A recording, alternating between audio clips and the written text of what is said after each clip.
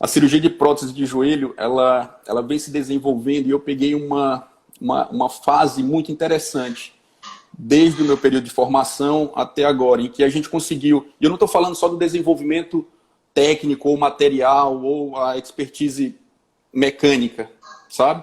Mas todo esse entendimento do que envolve a cirurgia de prótese do joelho, desde o contexto pessoal, familiar, a influência dessa doença, que é a artrose grave, na qualidade de vida das pessoas, e como que, de maneira responsável, sistemática, metodológica, a gente consegue colocar o paciente em atividade junto com o trabalho de fisioterapia. Então, tem muita coisa que avançou, principalmente nesse sentido, da gente conseguir avaliar, indicar bem e tratar o pós de maneira adequada. E isso tem ajudado demais e vocês sabem, a gente trabalhou junto por muito tempo, a gente continua com uma parceria hoje intelectual, mas já trabalhamos de maneira bem direta no desenvolvimento dos nossos pacientes. E esse conjunto, esse trabalho, ele dava muito resultado, né?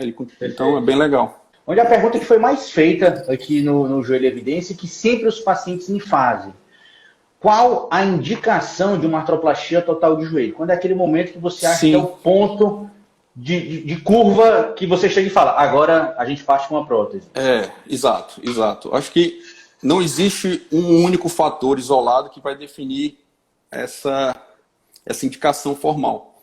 O que a gente busca fazer dentro do contexto do acompanhamento, do segmento desse paciente ao longo do tempo, é que a gente entende como o caráter da dor, a importância dessa dor na vida do paciente está influenciando as suas outras valências. Então, a gente trabalha muito com a resposta dessa dor no que diz respeito às terapias medicamentosas, por exemplo, se o paciente ele consegue ter uma resposta satisfatória ou não.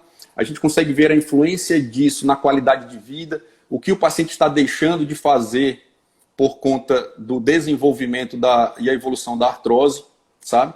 A gente usa como parâmetros a radiologia, os exames de imagem, que nos ajudam na classificação desse grau de comprometimento, e principalmente se houve uma refratariedade ao tratamento conservador, ou seja, já fizemos tudo de maneira adequada para o restabelecimento da função e a melhora da dor desse paciente, e ele não respondeu adequadamente depois de um tempo. Na maioria das vezes o paciente até responde bem durante um período e quando ele se torna refratário. Então eu acompanho pacientes há 4, 5 anos, 6 anos para chegar no momento de indicação de uma prótese. Lógico que alguns pacientes eles chegam já no momento de operar, porque quando a gente trabalha num centro de referência, os pacientes eles já rodam durante toda essa terapia, esses tratamentos conservadores, e quando chega, a gente encurta o período de avaliação. A indicação ela passa por cima desse contexto, né, de classificação da doença e da relação da doença com a vida do paciente. Certo. Então seria aquele paciente com artrose, com intensidade da dor e refratário ao tratamento.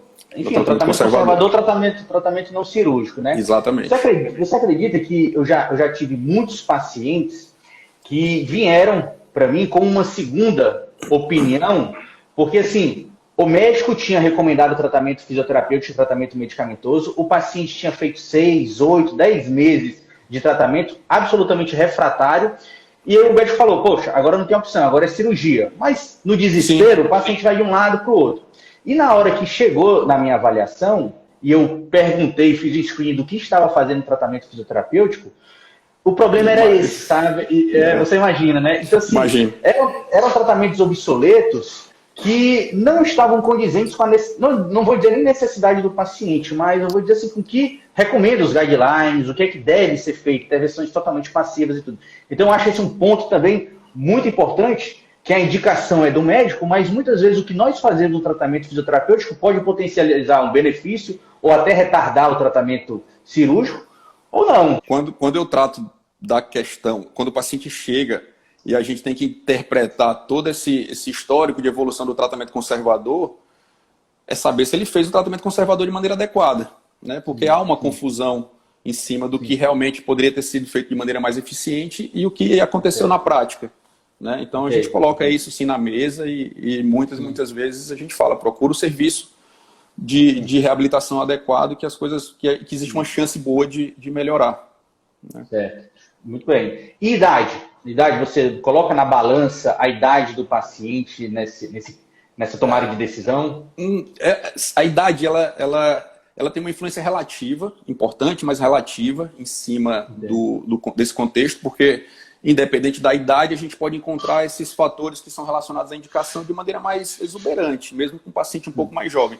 O que a gente sabe é que, apesar da gravidade do comprometimento articular, quanto mais jovem o paciente, mais chance ele tem de responder bem ao tratamento conservador. Principalmente aquela musculatura tende a responder melhor, o paciente tem um nível de função, de capacidade, às vezes até cognitiva, para poder encarar de maneira adequada aquele tratamento e ter a resposta, e ter mais resposta. Mas a indicação pela idade ela é relativa, né? Mas eu entendo sim que pacientes jovens eles vão responder mais ao tratamento conservador e a gente tende a postergar a artrose. Existe uma situação específica nesse contexto da idade, que é a chamada janela de oportunidade, que é uma coisa que a gente tem visto muito no consultório. Operar o paciente no momento ideal para ele, em que ele tenha plenas condições de responder bem ao tratamento cirúrgico, ao trauma cirúrgico em si e ao acompanhamento pós-operatório. Era muito comum, antigamente, o paciente esperar para resolver operar o joelho quando ele já estava de cadeira de rodas. Né? É exatamente nesse cenário que eu estava pensando. Exatamente. E isso tem um comprometimento físico específico, mas coincide também com uma piora, com uma pressão arterial de difícil manejo, alterações cognitivas, alterações de perfil bioquímico e clínico que acaba colocando o paciente num risco maior. Se ele tivesse operado 10 anos antes, 5 anos antes, o resultado e a tranquilidade seria outra, né? E isso que você acabou falando importante para a gente no pós-operatório, porque esses fatores pré-operatórios, como força de quadríceps, funcionalidade desse paciente, são fatores preditores no pós-operatório. Então, o cara é totalmente diferente. Pós-operatório, o cara que passa 3 anos, 5 anos numa cadeira de roda, diferentemente de uma pessoa não, que por mais que tenha dor, por mais que a limitação está ativa. Exatamente. Então, realmente, é isso como você falou. E pensando na cirurgia em si. Então, identificou aquele paciente. Aqui, para quem nunca ouviu falar de uma prótese de joelho, quais são os componentes que formam a prótese?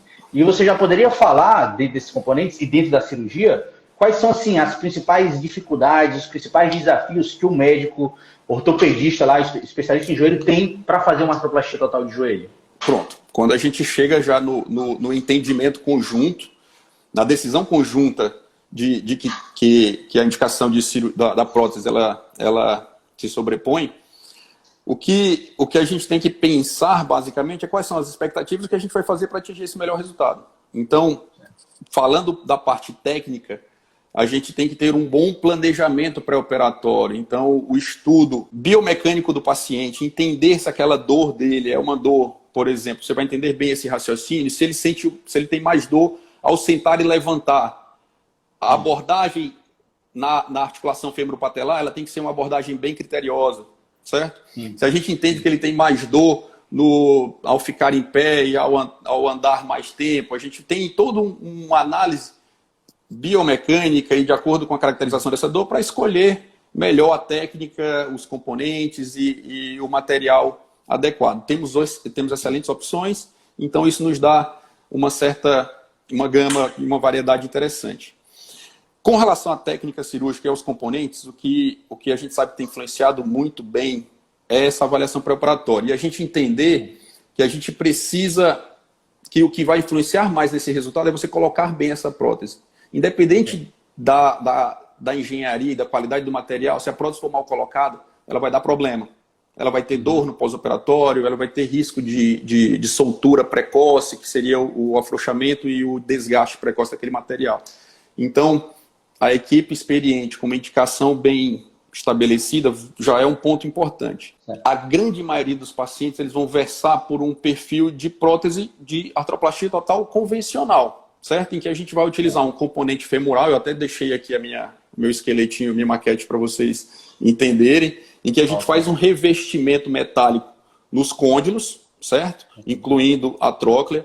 Aqui na região do platô tibial, nós colocamos um outro componente metálico, então é uma liga metálica à base de titânio, que fica em cima e embaixo, e no meio uma plataforma de polietileno, que é um plástico industrial de altíssima densidade, que vai ajudar no amortecimento e na congruência desses componentes. Temos a opção de resurface, de troca da patela também. Então, a gente faz um corte na patela e coloca esse plástico de polietileno. Então, nessa região aqui da trocle, vai ter contato do polietileno com o metal, e aqui na interface metal-metal tem o polietileno no meio também. Então, a grosso modo, a prótese é a substituição da articulação desgastada por uma articulação nova. Você está trocando a dobradiça, que está com problema, que está enferrujada, que está só faltando peça, que realmente atrapalhando a vida do paciente. Então, a partir desse momento, você garante um controle da dor, já que não tem mais aquela região de doença com osso, encostando osso com osso. Você controla a dor do paciente e você melhora a capacidade funcional dele, junto com todo o programa de reabilitação futura. A grande maioria das cirurgias com deformidades pequenas, elas vão versar por isso que a gente conversou. Mas existem pacientes que apresentam condições mais avançadas, tanto com deformidades maiores, e aí esses componentes eles precisam de alguns artefatos ou alguns componentes a mais. Então a gente pode, para ganhar mais estabilidade, esse componente tibial ele pode ter uma extensão para dentro do canal, certo? Que é a chamada haste, a haste intramedular, que ela fica aqui, ela dá mais estabilidade para o componente. E na insuficiência de ligamentos, principalmente os ligamentos periféricos, quando o joelho está, como esse meu aqui, que está meio quebradinho assim, quando o joelho está meio solto, isso aumenta muito o risco desse material, de ter problema com esse material. Então a gente utiliza materiais mais robustos, que vão compensar essa insuficiência, né? Que são as chamadas próteses constrictas, que ao invés de componentes que estão encaixados, a gente coloca um componente travado no outro. Então ela vira uma verdadeira dobradiça, em que o componente de cima está preso no de baixo, e aí isso faz a função, ou pelo menos protege aquele joelho que está solto, né? Pela insuficiência ligamentar. Isso aí seria mais indicado naqueles pacientes com triplo varo, duplo varo? Você indicaria esse tipo de componente? É assim. Ou não obrigatoriamente? Não obrigatoriamente. Não obrigatoriamente. Por quê? Porque durante o plano... A quem advoga de que a cirurgia de prótese é uma cirurgia de partes moles, não é uma cirurgia de osso. Por que a gente advoga? Porque o momento mais importante da cirurgia é o chamado balanço ligamentar. É a equalização dessas insuficiências e tensões, né? O joelho que está em deformidade em vara, ele vai ter estruturas mediais contraturadas, laterais mais frouxas, e de repente durante a correção você pode deixar o joelho frouxo. Mas você faz o balanço ligamentar, você vai soltando o ligamento mais aqui, para poder ele ir equalizando com o equilíbrio do outro lado. A gente utiliza durante a colocação da prótese medidores que vão nos dizendo se aqueles ligamentos eles estão devidamente equilibrados para dar estabilidade. Então, assim, não é incomum você pegar um paciente com artrose, principalmente uma artrose secundária, alguns traumas e lesões ligamentares crônicas, que ele vai ter um duplo ou um triplo varo, e você usar material convencional. Né, para poder conseguir a estabilização com total segurança. Certo. Dessas estruturas do joelho, o que é que fica?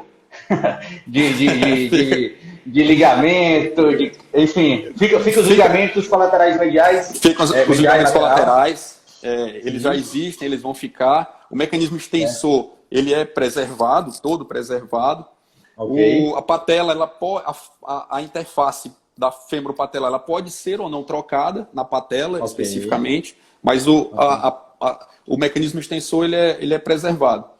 E a gente pensa, às vezes, que é uma cirurgia de arrancamento que vai tirar muita coisa. Não, o local, o que basicamente é feito é um preparo daquelas estruturas, então é uma retirada controlada de 0,6, 0,8 milímetros, onde a gente raspa o osso para encaixar o componente. Então, assim, a gente não são grandes perdas ósseas, né? A gente não tira muito osso. Na verdade, é quase nada de osso. É mais cartilagem deformada, então faz a retirada e encaixa o componente. A ideia antigamente era postergar o máximo possível as próteses, mas aí, enfim, o paciente perde qualidade de vida, perde essa janela de oportunidade para ter uma melhora clínica. Agora a gente vive um processo também de aumento da expectativa de vida também ao longo dos anos. Então a gente vai ter o quê? Pessoas que vão precisar ser reoperadas, né? Por causa de um desgaste natural das próteses.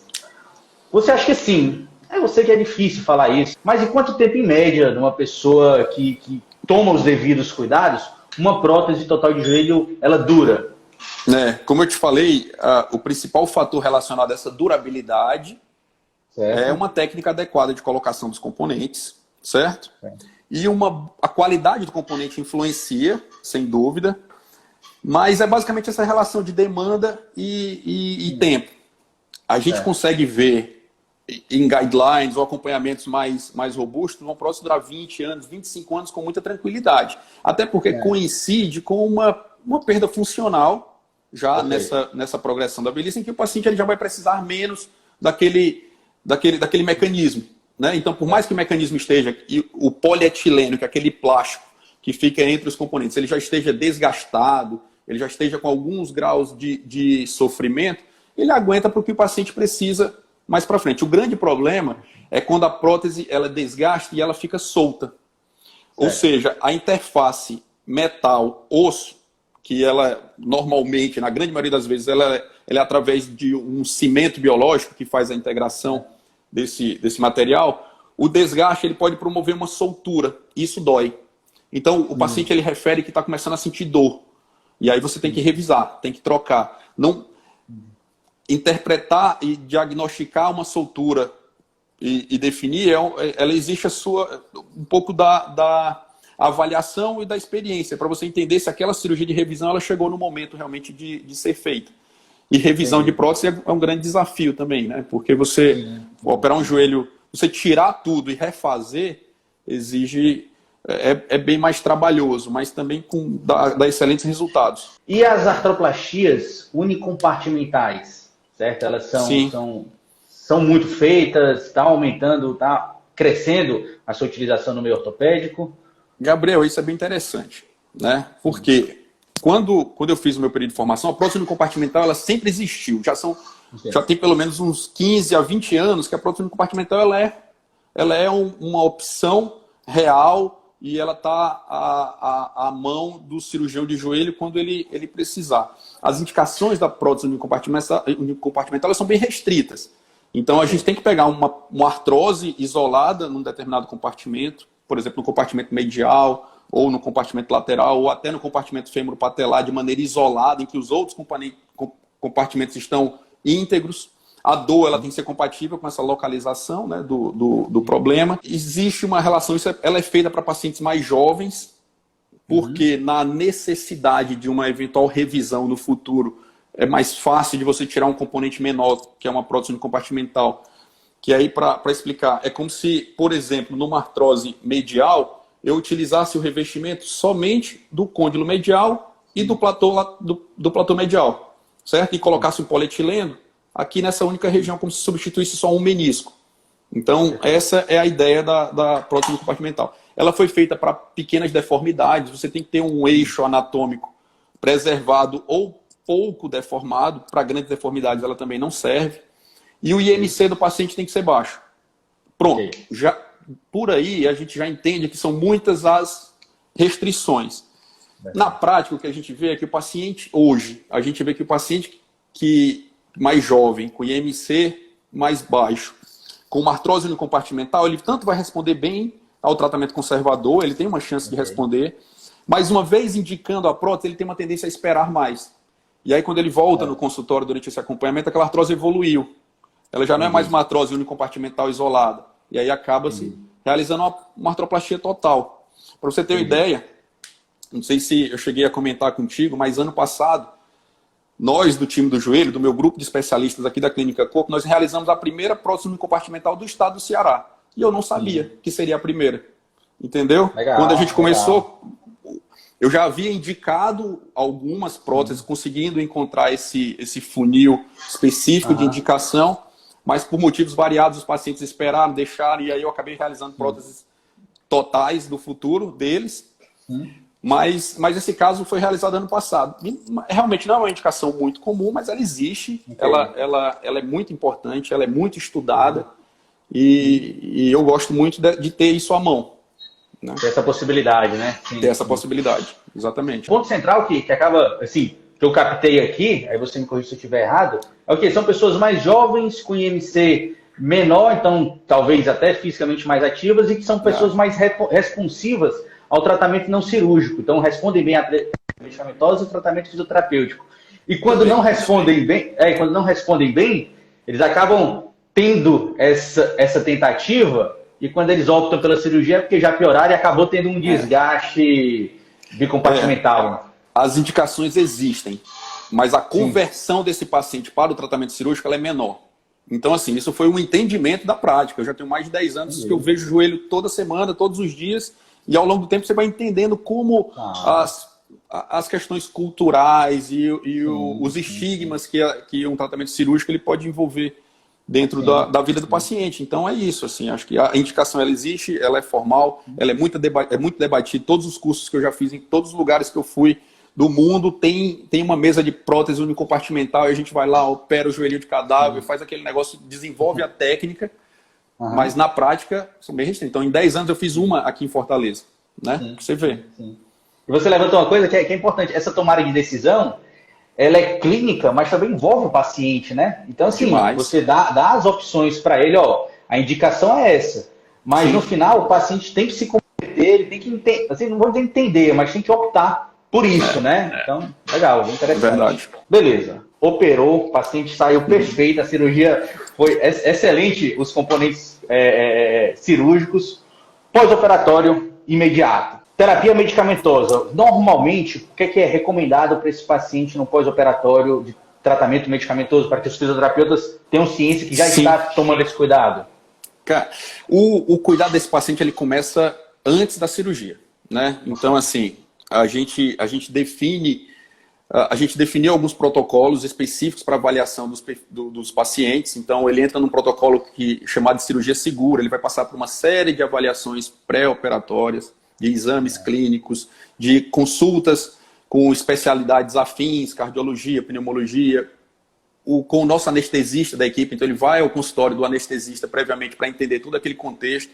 E por que eu estou falando isso? Porque isso tem ajudado muito, tanto no controle da dor do paciente nesse pós-operatório, na escolha medicamentosa, no perfil de evolução desses medicamentos ao longo do tempo. Então, assim, em alguns casos, a gente utiliza de uma analgesia preemptiva, ou seja, isso é o que a gente estuda como a necessidade de usar remédios para dor antes da cirurgia. O paciente já sofre de dor crônica, né? Ele já tem algumas questões que são necessárias. Então, é um componente que leva em consideração a dor. Durante o ato cirúrgico, a dor dele também, ele já é preparado para não sentir dor no pós-operatório. Então, são feitas as medicações anestésicas e as medicações para controle da dor durante o ato cirúrgico.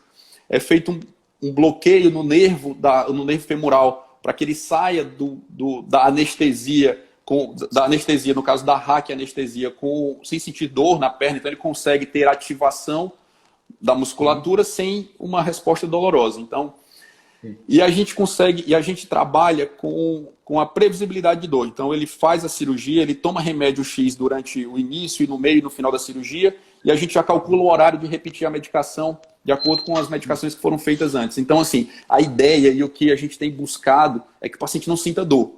Parece até uma utopia dentro da cirurgia de prótese de joelho, principalmente pelo que a gente já viu de histórico e de situações que estigmatizam, né, as pessoas. Mas a nossa intenção é essa, é que o paciente, durante todo esse planejamento, esse bloqueio femoral, ele vai acompanhar o paciente por 18 a 24 horas. Então, nesse início do pós-operatório inicial, ele não tem por que sentir dor, certo? O resto depende do nosso dever de casa de casar os horários das medicações direitinho para evoluir. Então, com relação à medicação, é isso. Então, ele sai usando analgésico, ele sai usando, dependendo do perfil do paciente, ele pode usar ou não anti-inflamatório. Então a gente utiliza 2 a 3 classes de analgésicos e um anti-inflamatório ou não. Normalmente não, porque a gente está falando de paciente idoso, né? Preferencialmente. Então não. E aí tem medicações anticoagulantes para prevenir o risco de trombose, junto com cuidados mecânicos da meia, da mobilização precoce desse paciente. E antibiótico, né? Para diminuir o risco de infecção. Então, de medicamento é isso, é controle da dor, antibiótico e medicação anticoagulante. Show de bola. Você falou em relação à dor até pré-operatória e claro, sempre quando a gente vai discutir aqui, eu faço uma revisão do conteúdo. Sim. E tem um estudo de fatores prognósticos e mostrando que a dor, tanto no joelho quanto dor geral mesmo, pré-operatório está associado com pior intensidade da dor no joelho, tá entendendo? Então, Entendi. tanto não só a dor no joelho, mas porque as condições crônicas acabam tendo uma hipersensibilização central, então é dor lombar, é dor no ombro, é dor na cervical, né?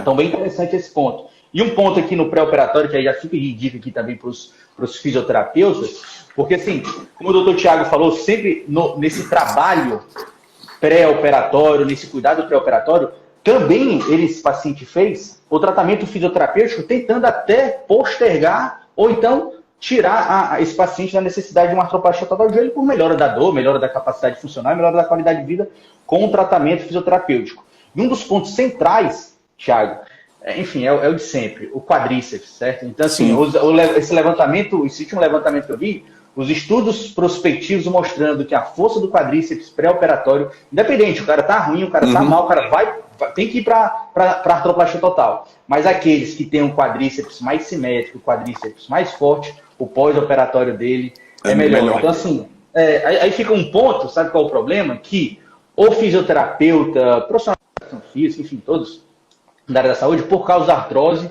por causa da dor, acaba não fazendo exercícios para o quadríceps, com medo que isso possa piorar. Mas aí você entra num ponto, você precisa fortalecer e você não fortalece porque tem medo e a chance do paciente evoluir bem num pós-operatório acaba sendo diminuída. Caindo muito. É verdade. É verdade. Agora, a gente vem para as perguntas que todo paciente faz e todo fisioterapeuta faz num pós-operatório de qualquer cirurgia que existe. E aqui vamos focar na artroplastia total de joelho.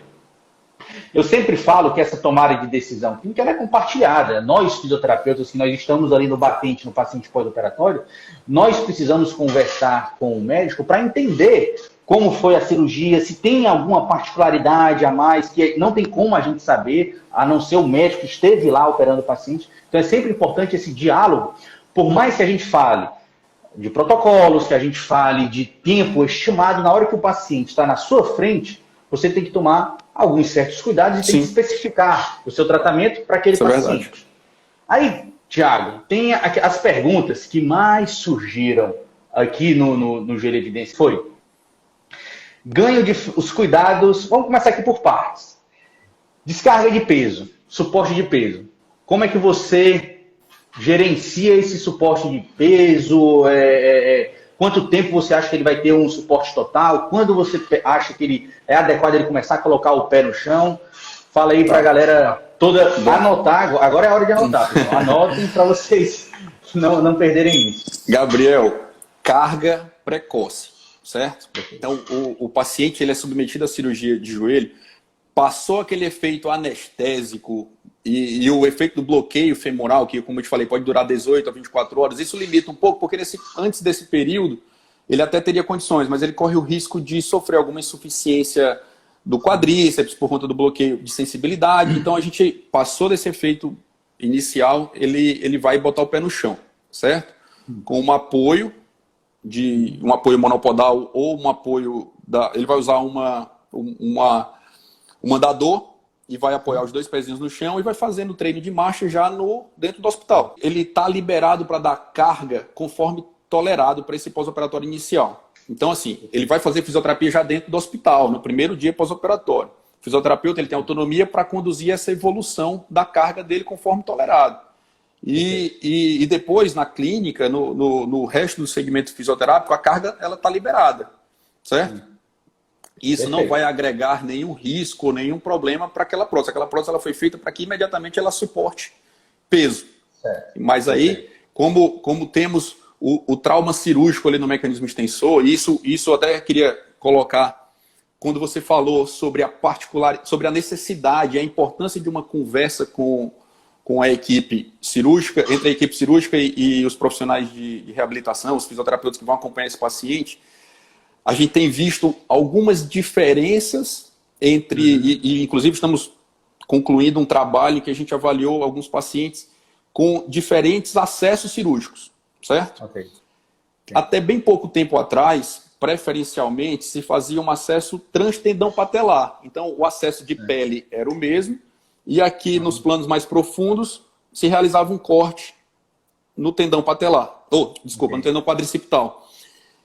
Era como se você precisasse ver o joelho assim, né? Você abre no meio do joelho e olha e consegue executar a prótese. A técnica de acesso subvasto, ou seja, por baixo da musculatura, ela sempre existiu.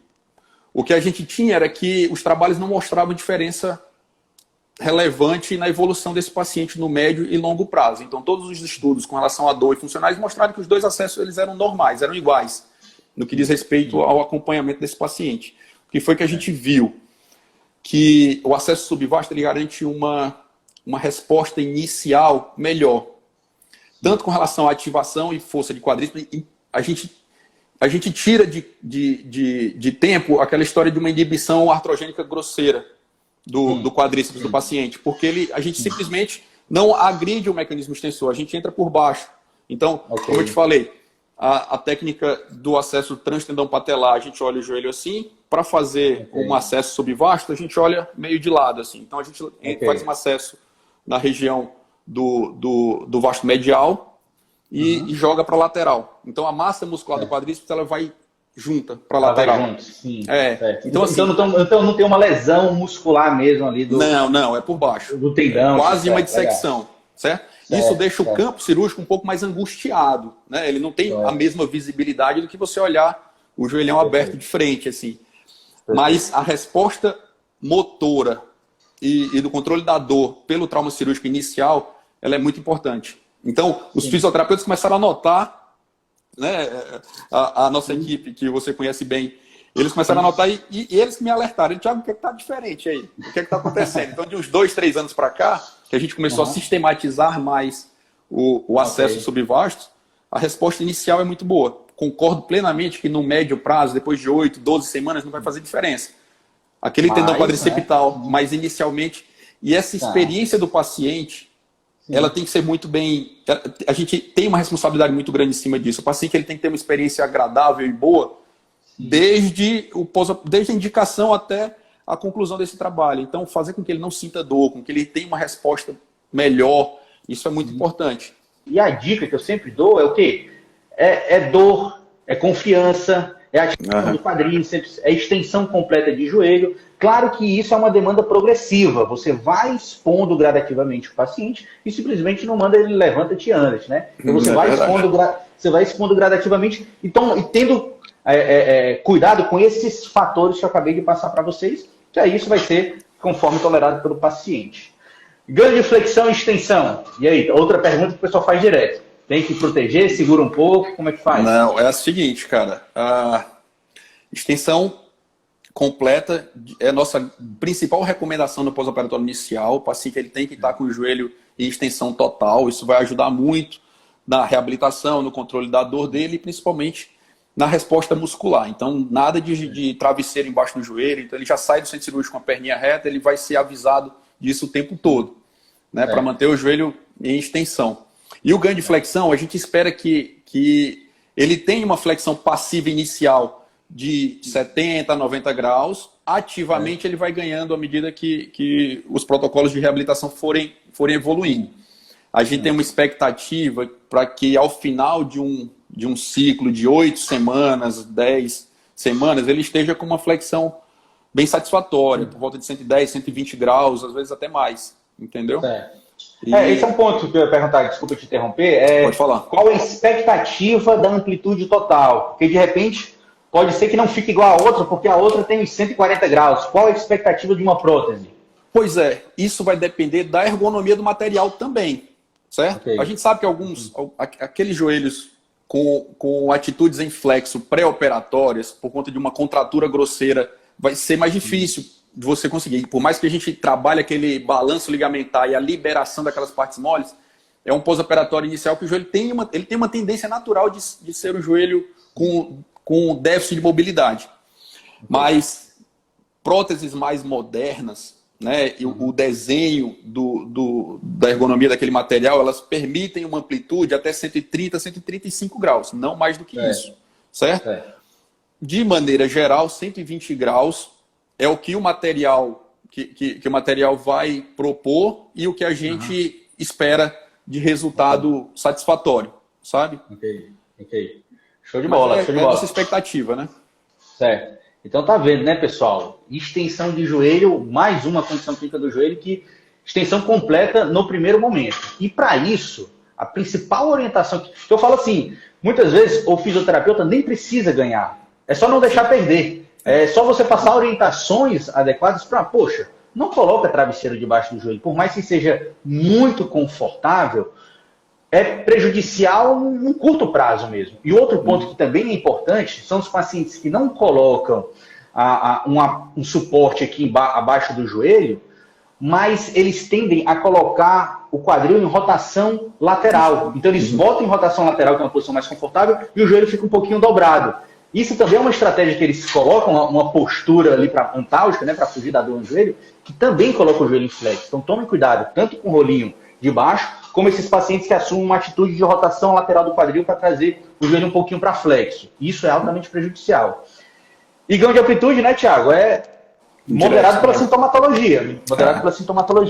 Eu fiz eu vi um estudo bem interessante, foi publicado agora em 2021, trazendo a trajetória do ganho de flexão de joelho. Então é interessante isso, porque você sabe se nesse momento você está numa curva natural de ganho de amplitude de movimento ou você tem que acelerar ou tem que correr. Assim, basicamente, esse estudo falou que aquelas pessoas que tinham amplitude entre 70 e 90 graus dentro da primeira semana, eles acabavam evoluíam para um primeiro mês entre 95 a 115 graus.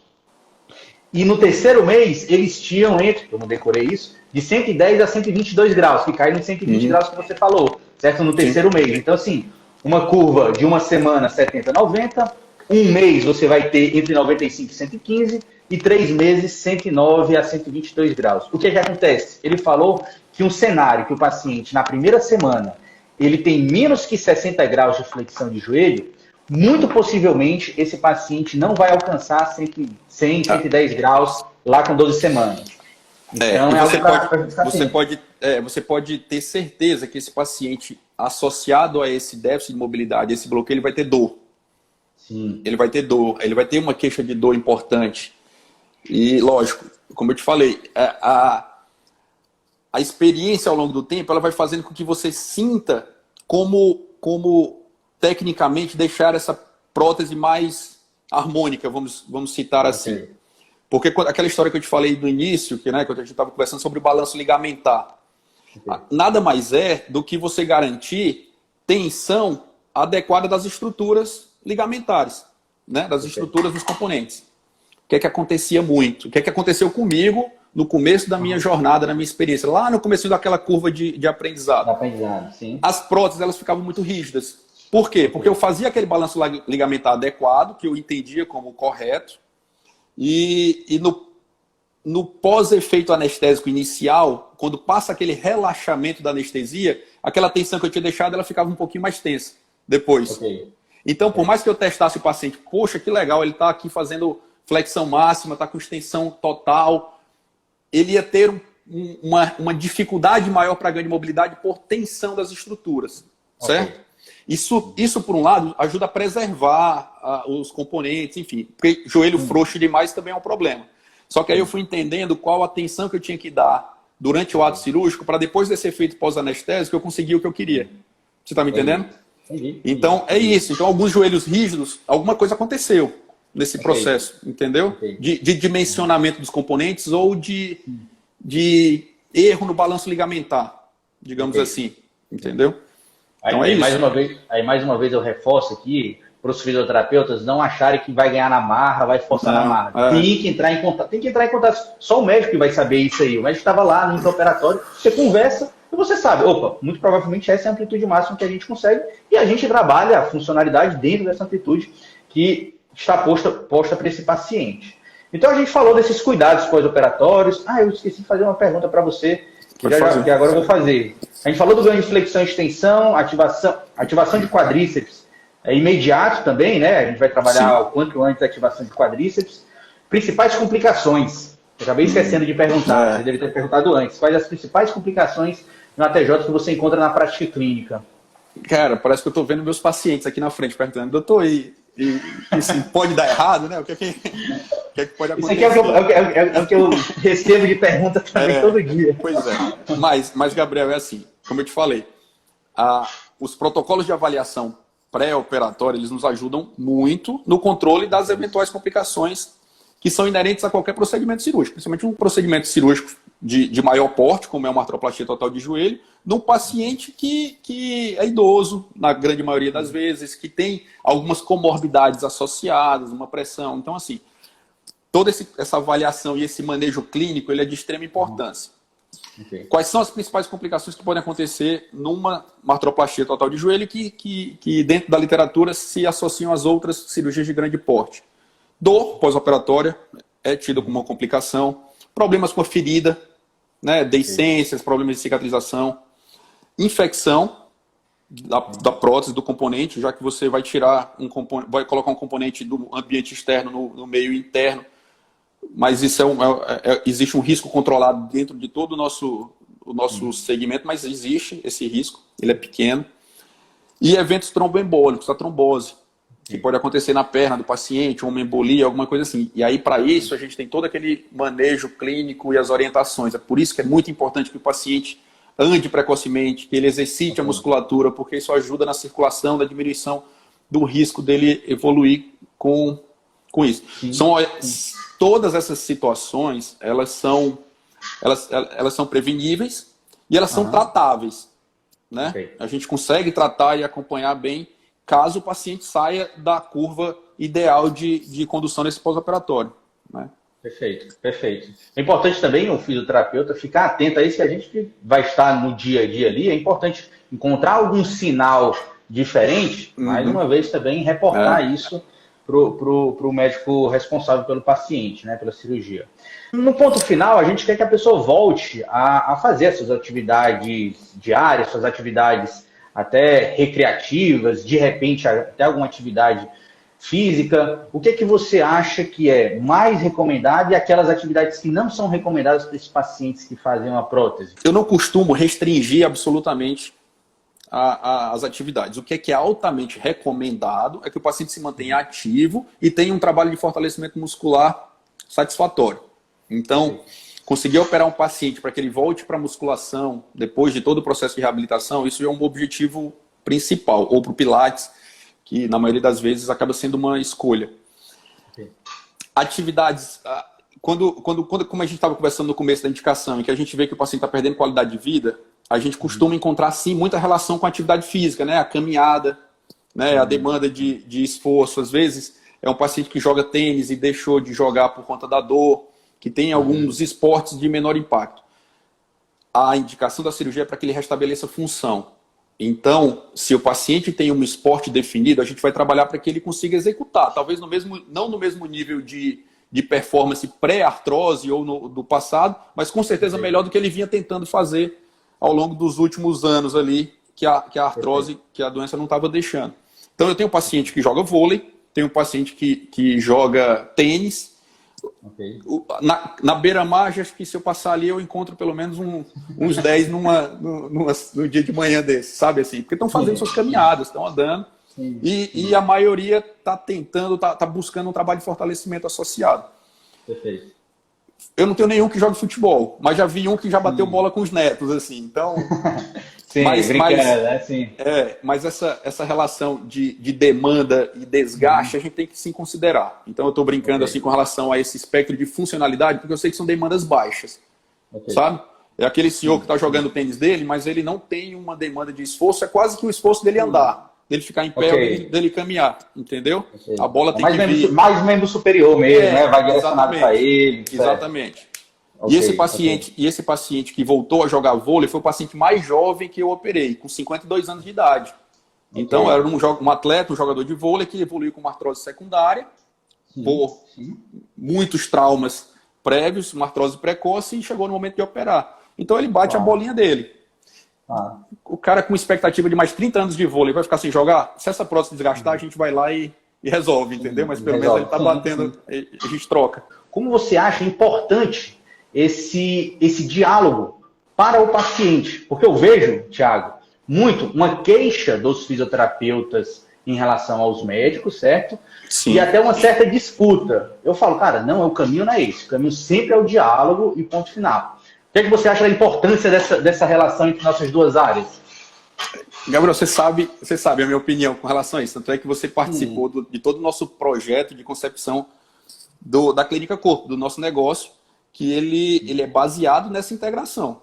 Entendeu? Por muitos anos, essa dificuldade de comunicação, isso atrapalhava ou diminuía um pouco a expectativa do nosso resultado, porque a gente não conseguia conversar de maneira alinhada e adequada. Plataformas como a sua, de conhecimento, de difusão desse conhecimento, isso tem ajudado muito. Então, os profissionais, de uma maneira geral, estão entendendo, porque você é muito enfático na importância dessa comunicação entre a equipe cirúrgica, no caso da artroplastia, e os fisioterapeutas. Então, assim, por essência, eu acredito como a principal ferramenta de resultado, de excelência no resultado, é a integração entre a equipe médica e os fisioterapeutas, certo? E passo isso para o meu paciente, passo isso para o paciente dentro do consultório. É quase que uma extensão do ato cirúrgico, uma obrigação para que esse acompanhamento siga, realizar uma reabilitação adequada, entendeu? Uma reabilitação de excelência. Não estou falando tem muita gente boa no mercado, tenho contato com vários fisioterapeutas de fora da Clínica Corpo, que alimentam o meu consultório e eu devolvo o paciente para que esse acompanhamento conjunto continue.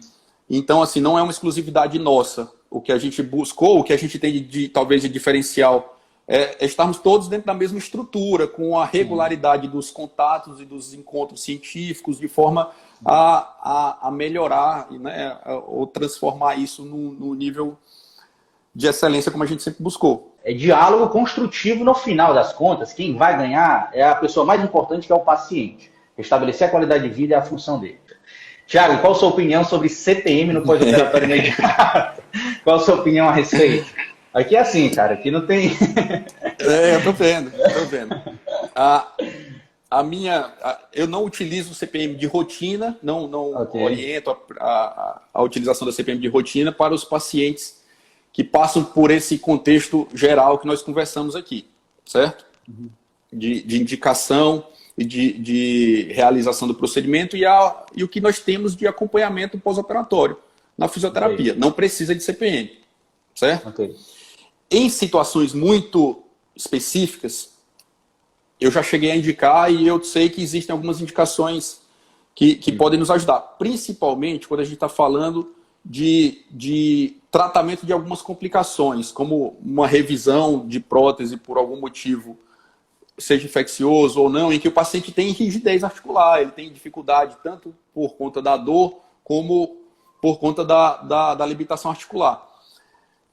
Mas, eu vou ser bem sincero, até nesses casos, se a minha equipe de fisioterapia, se o acompanhamento adequado na reabilitação fisioterapêutica puder atender, eu ainda deixo para um segundo momento, se necessário. Então, não é a minha primeira escolha. Certo? Mas é a minha opinião, isso vem com base em protocolos de acompanhamento do pós-operatório do paciente que você ajudou a desenvolver e a gente trabalhou muito em cima disso, entendeu? Então, de fato, reservo para situações muito específicas, né? De artrofibrose, de bloqueios articulares por cicatrização anormal ou alguma outra deficiência de mobilidade. Quando o paciente sai da cirurgia com dreno, alguma recomendação para treino de marcha ou mobilização precoce? Muda alguma coisa? Não, eu não uso dreno, mas já utilizei, mas não contraindica a marcha. O paciente pode deambular no primeiro pós-operatório, o dreno ele vai ficar ali por 24 ou 48 horas, depender da preferência do cirurgião e da vazão do sangue ali dentro, mas eu não utilizo dreno, mas o dreno não impede a descarga de marcha, nem o ganho de mobilidade precoce, ativação muscular, dá para trabalhar bem com o dreno sim. Isso é uma escolha particular do médico mesmo ou tem alguma indicação mais específica? Digamos que vem um pouco de escola, de preferência. Eu utilizei dreno por algum tempo. O dreno ele visa diminuir a quantidade de hematoma, de sangue dentro da articulação. Eu fui vendo que sangrava muito pouco. E para sangrar menos ainda, hoje, eu faço a injeção de algumas substâncias que elas são procoagulantes. Então, estou fechando a pele ali, eu injeto o medicamento e isso diminui mais ainda a quantidade de sangramento, junto com o curativo, que é feito no pós-operatório. Então, assim, não trouxe benefício, não traria benefício para o meu paciente, especificamente a utilização do dreno, para uma quantidade muito pequena de sangue residual que pode ficar ali. Quais as principais diferenças funcionais no PO imediato em pacientes que realizam ATJ ou artroplastia unicompartimental? A ideia é responder que a reabilitação inicial ela é igual. O paciente está liberado para descarga de peso, para ganho de mobilidade e para trabalho muscular. Sim. Então, assim, não tem diferença no que diz respeito à reabilitação, ao pós-operatório dele. Se foi essa a pergunta do Paulo, não tem diferença. Certo? O paciente ele vai conseguir evoluir de maneira... O trauma cirúrgico na unicompartimental ele é menor. O acesso cirúrgico é menor, a agressão cirúrgica. Então, a reabilitação inicial ela é muito boa. Sim. O paciente ele vai ter menos repercussões. E como a gente está falando também de um paciente mais jovem, né, a capacidade funcional dele é maior. Então, a gente vê uma evolução, é um protocolo acelerado, né, da artroplastia de joelho. A preservação do LCP fornece maior estabilidade articular a longo prazo? Qual a sua experiência? É uma especificidade técnica que deve ser conversada com o fisioterapeuta também, que é basicamente se você vai preservar ou não o LCP. Eu não preservo o LCP, certo? O entendimento. Também entra um pouco na questão que a gente já discutiu daquelas, digamos, daqueles... o que não é consenso ou que a literatura não mostra uma significância adequada em cima disso. A gente vê exatamente isso. Preservar ou não o LCP não muda a evolução do paciente no médio e longo prazo. Sim. E na prática deixa a cirurgia mais difícil. Aumenta os passos cirúrgicos para você preservar uma estrutura doente. Se a gente entender que a gente está falando de um ligamento no joelho artrósico, que já tem um flexo, ele está lá todo contraturado, fibrosado, e quando eu estou lá, que a gente olha de cara para o LCP, a gente vê que aquele LCP não está mais garantindo as funções dele. Quem preserva o LCP advoga que a manutenção daquele suporte, daquela estrutura, ajuda digamos que na mecânica funcional do joelho, certo? Você consegue manter mecanorreceptores e estruturas de sensibilidade que ajudam na propriocepção e na ergonomia, na qualidade do movimento. Mas, na prática, é um ligamento doente, junto com as outras estruturas artrósicas do joelho. E para aquele balanço ligamentar adequado, eu prefiro tirar o joelho, deixar o joelho com a tensão que eu prefiro, que eu gosto, certo? Com o equilíbrio entre as estruturas ligamentares. Perfeito. Se você tem o joelho em flexo, com uma artrose avançada, imagina como é que está aquela estrutura posterior ali. Né? Então, é essa a minha ideia. Eu faço a ressecção completa do LCP. Alteração de sensibilidade na face medial do joelho é comum? Pela incisão longitudinal, é aceitável que o paciente fique com alguma alteração. Por neuroplasticidade, os nervios ali daquela região sensitiva da pele, eles vão ter alteração de sensibilidade por um tempo. Tendem a melhorar. Em alguns poucos casos, nunca desaparece. O paciente vai sempre chegar no consultório dizendo que está dormente ali na região. Mas a gente resolveu muitos dos problemas dele. Esse aí ele deixa passar. Para uma nova cirurgia por artrofibrose, tem tempo máximo, ou poderia falar até mínimo também, de intervalo entre as cirurgias? Se a gente está falando de uma prótese de joelho, certo? E você apresentou um trabalho que mostra os marcos de evolução e quais são os de bom, o que é que você espera para ter um melhor ou não prognóstico, a partir de 3 meses, se o paciente tem dor e tem bloqueio articular, a gente já vislumbra a possibilidade de uma manipulação cirúrgica. É extremamente raro. Eu não precisei fazer uma abordagem precoce como essa, certo? Mas a partir desse período, quando o paciente mantém a dor e você associa a dor a um bloqueio articular, identifica nos exames que ele tem a presença daquelas travas fibrosas, uma manipulação cirúrgica pode ser feita ou uma ressecção artroscópica. Se você identifica que no longo prazo esse paciente não evoluiu bem, é a revisão. É a revisão. Então, o paciente com 12 a 18 meses de evolução continua com a persistência da dor, e aí vem aquela questão, será que houve um dimensionamento equivocado dos componentes? Será se o balanço ligado, se a prótese não ficou tensa demais durante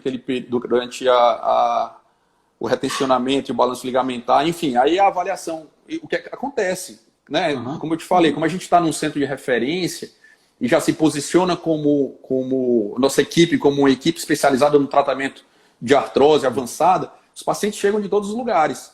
Sim. E chegam pós-operatórios de outros locais da cidade, do país, que a gente vai ter que contextualizar todo esse entendimento.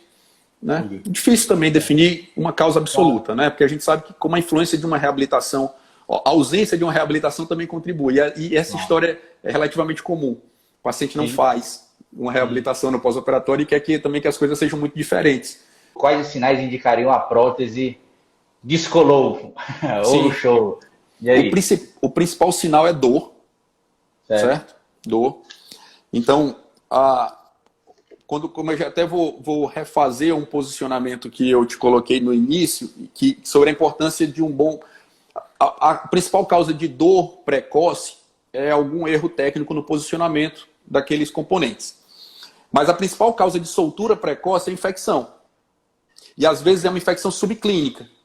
O paciente não tem aqueles sinais grosseiros ou passou muito rapidamente por aqueles sinais de flogose, de vermelhidão, edema, calor local, passou rapidamente por aquilo ali. A infecção ela não foi tratada, não foi identificada de maneira adequada e precocemente a bactéria vai lá e ajuda a soltar a prótese. Então o paciente começa a sentir dor. Então esse é o motivo da soltura precoce, e a soltura tardia é o desgaste natural dos componentes. Então, às vezes a dor vem antes da alteração radiológica, aí você tem que avançar para exames de imagem, além do raio-x, para exames mais detalhados, que mostrem com mais exatidão se aquele componente se existe um espaço, uma lise entre o metal e o osso. Né? Perfeito, perfeito. Thiago, cara, foi sensacional, viu? Superou muito minhas expectativas, foi uma verdadeira aula, aprendi bastante. Foi um prazer enorme, sabe? Mais uma vez, ter essa oportunidade de debater, de aprender com você, de ver a importância que você tem na difusão de conhecimento e como você contribui para que a gente melhore o resultado dos nossos tratamentos, o resultado dos nossos pacientes. Então,